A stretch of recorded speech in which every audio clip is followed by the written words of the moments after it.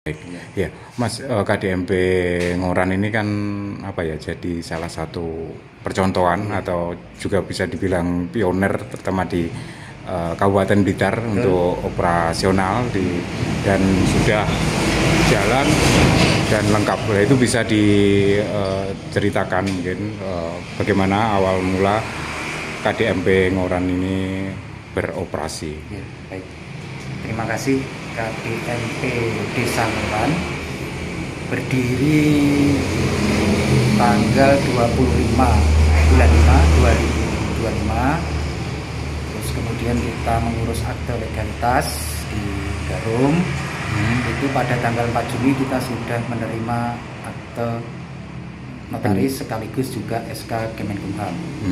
Untuk kegiatan operasional ini kita sudah jalan dari bulan Juli. Yang sudah jalan ini ID Food berupa sembako, terus kemudian Bulog, terus SPHP, minyak kita, terus kemudian juga ada Raja Gula, produksi dari Bulog juga. Terus untuk yang sudah operasional kita ada kerjasama dengan Pertamina Petronada. Ini terkait dengan pengadaan gas LPG yang setiap bulannya kita masih dijatah 100 tabung. Kemudian untuk terkait dengan kerjasama dengan Himbara, ini kita sudah jalan untuk BNI Agen 46. Di situ kita operasionalnya antara lain untuk setor tunai, transfer, kemudian pembayaran listrik juga kita layani. Baik. Terus sampai hari ini untuk anggota KDMP Ngoran ini berapa? Anggota KDMP Ngoran per bulan Oktober kemarin sudah berjumlah sekitar 53 orang.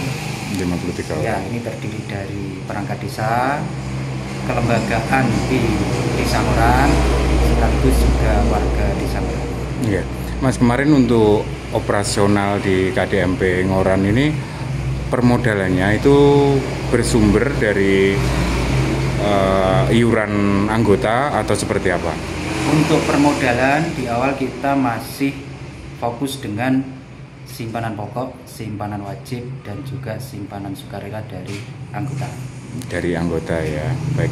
Ya, Mas, ke depan untuk pengembangan unit usaha mungkin di KDMP Ngoran ini, apakah sudah ada gambaran? Untuk pengembangan salah satunya kita sudah ada sinergi kolaborasi kerjasama dengan Bumdes terkait dengan perikanan. Hal ini juga termasuk dalam program pemerintah untuk ketahanan pangan.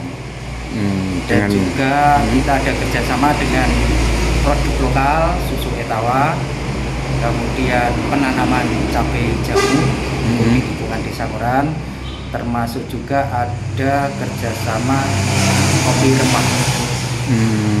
Baik. Dan untuk sementara ini model atau sistem kerja di gerai atau kantor ya ini seperti apa, Mas? Apakah sudah ada karyawan yang digaji khusus menunggu atau sementara pengurus dulu atau bagaimana? Ya, untuk teknis ini masih kita mengandalkan istilahnya gotong royong, kerja bakti dengan pengurus. Jadi di jam-jam tertentu kita bagi untuk jam sekian sampai sekian, ini nanti yang jaga pengurus ini, jam sekian sampai sekian, ini nanti pengurus berikutnya. Baik, berarti masih pengurus ya. Pengurus. Ini. Ya Mas, selama sudah operasional ini mungkin ada kendala yang sampai saat ini dihadapi pengurus?